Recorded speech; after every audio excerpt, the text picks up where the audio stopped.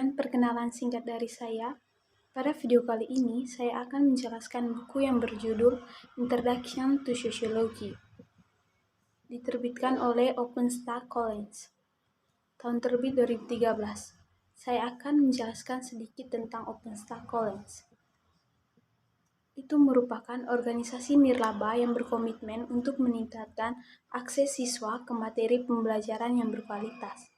Buku pelajaran gratis dikembangkan dan ditinjau oleh sejawat oleh pendidik untuk memastikannya dapat dibaca, akurat, dan memenuhi persyaratan cakupan dan urutan kursus perguruan tinggi modern.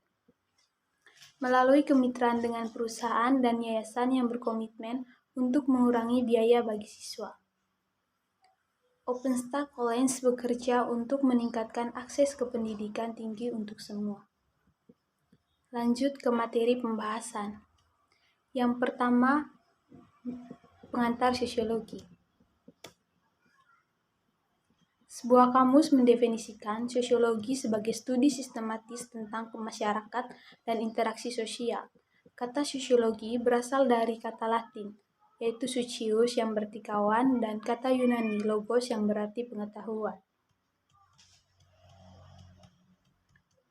Sosiolog mempelajari semua aspek dan tingkatan masyarakat.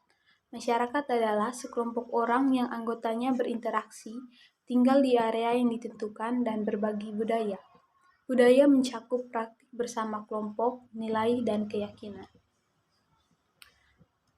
Sosiolog tertarik pada pengalaman individu dan bagaimana pengalaman itu terbentuk melalui interaksi dengan kelompok sosial dan masyarakat secara keseluruhan. Bagi seorang sosiolog, keputusan pribadi dan individu membuat tidak ada dalam ruang hampa. Pola budaya dan kekuatan sosial memberi tekanan pada orang untuk memilih satu pilihan di atas pilihan yang lain. Dasar utama dari perspektif sosiologis adalah konsep bahwa individu dan masyarakat tidak dapat dipisahkan. Tidak mungkin mempelajari yang satu tanpa yang lain. Sosiolog mempelajari peristiwa sosial, interaksi, dan pola. Mereka kemudian mengembangkan teori untuk menjelaskan alasannya ini terjadi dan apa yang dapat dihasilkan darinya. Dalam sosiologi, teori adalah cara untuk menjelaskan berbagai aspek interaksi sosial dan untuk menciptakan proposisi yang dapat diuji tentang masyarakat. Mempelajari sosiologi bermanfaat bagi individu maupun bagi masyarakat.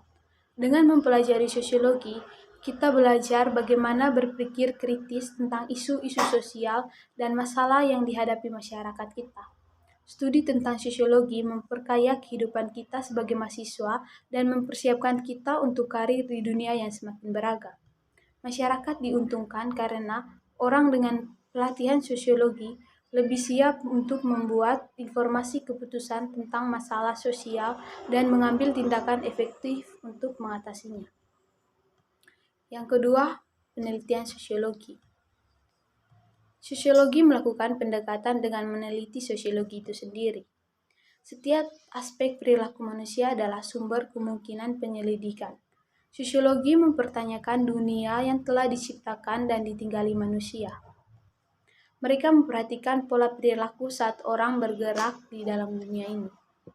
Menggunakan metode sosiologis dan penelitian yang sistematis dalam kerangka keilmuan, metode dan perspektif interpretatif ilmiah, sosiologi telah menemukan pola tempat kerja yang telah mengubah industri, pola keluarga yang memiliki orang tua tercerahkan, dan pola pendidikan yang telah membantu perubahan struktural di ruang kelas.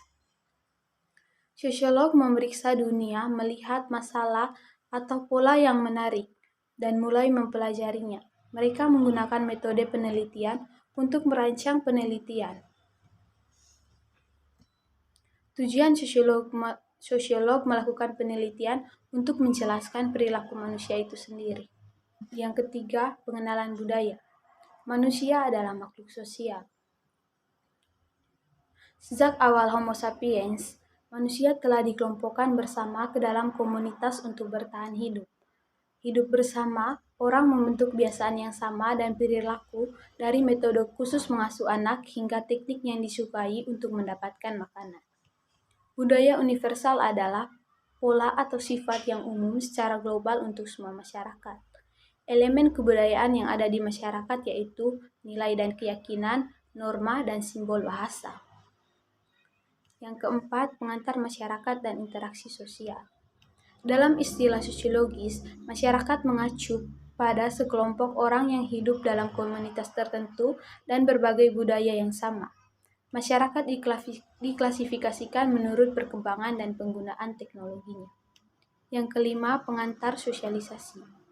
Sosialisasi adalah proses di mana orang diajar untuk menjadi anggota masyarakat yang cakap. Dia menggambarkan cara orang memahami norma dan harapan masyarakat untuk menerima keyakinan dan untuk menyadari nilai-nilai sosial. Sosialisasi sangat penting karena membantu menegakkan masyarakat dan budaya. Itu juga merupakan bagian penting dari perkembangan individu. Yang keenam, grup dan organisasi. Istilah grup adalah istilah yang tidak terbentuk dan dapat merujuk ke berbagai macam pertemuan. Singkatnya, istilah grup mengacu pada apapun kumpulan dari setidaknya dua orang yang berinteraksi dengan frekuensi tertentu dan yang berbagi perasaan bahwa mereka identitas entah bagaimana selaras dengan kelompok. Organisasi besar terbagi dalam 3 kategori utama, yaitu normatif atau sukarela, koersif, dan utilitarian. Yang ketujuh, penyimpangan, kejahatan, dan kontrol sosial. Menurut sosiolog William Graham Summer, penyimpangan adalah pelanggaran norma kontekstual, budaya, atau sosial yang mapan. Kejahatan ditetapkan oleh kode hukum dan ditegakkan oleh sistem pidana. Yang kedelapan, media dan teknologi. Teknologi menjelaskan penerapan sains untuk mengatasi masalah kehidupan sehari-hari. Teknologi dan media saling terkait, dan keduanya tidak dapat dipisahkan dari masyarakat kontemporer di sebagian negara inti dan semi-periferal. Media adalah istilah yang mengacu pada semua media cetak, digital, dan elektronik sarana komunikasi. 10. Ketimpangan global. Stratifikasi mengacu pada kesenjangan sumber daya baik antar negara maupun di dalam negara. Ketidaksetaraan global adalah hasil dari negara-negara inti yang menciptakan siklus ketergantungan dengan mengeksploitasi sumber daya dan tenaga kerja di negara-negara periferal dan semi-periferal. Yang ke-11, ras dan etnis. Ras pada dasarnya adalah konstruksi sosial. Etnisitas adalah istilah yang menggambarkan budaya dan kebangsaan bersama asal. Kelompok minoritas ditentukan oleh kurangnya kekuasaan mereka. Yang ke-12, gender dan jenis kelamin. Istilah jenis kelamin dan gender mengacu pada dua pengidentifikasi yang berbeda. Jenis kelamin menunjukkan karakteristik biologis yang membedakan antara laki-laki dan perempuan. Sedangkan gender menunjuk pada karakteristik sosial dan budaya maskulin dan perilaku feminin. Yang ke-13, penuaan dan lansia. Usia tua mempengaruhi setiap aspek kehidupan biologis, sosial, dan psikologis. Ketika orang memasuki usia tua, mereka menghadapi berbagai tantangan. Ageisme yang melibatkan stereotip dan diskriminasi terhadap orang tua menyebabkan kesalahpahaman tentang kemampuan orang tua tersebut. Yang ke-14, pernikahan dan keluarga.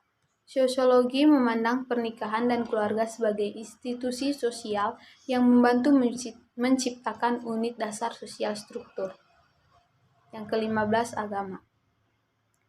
Emil Durkheim menggambarkannya dengan pernyataan halus bahwa itu terdiri dari hal-hal yang melampaui batas pengetahuan kita.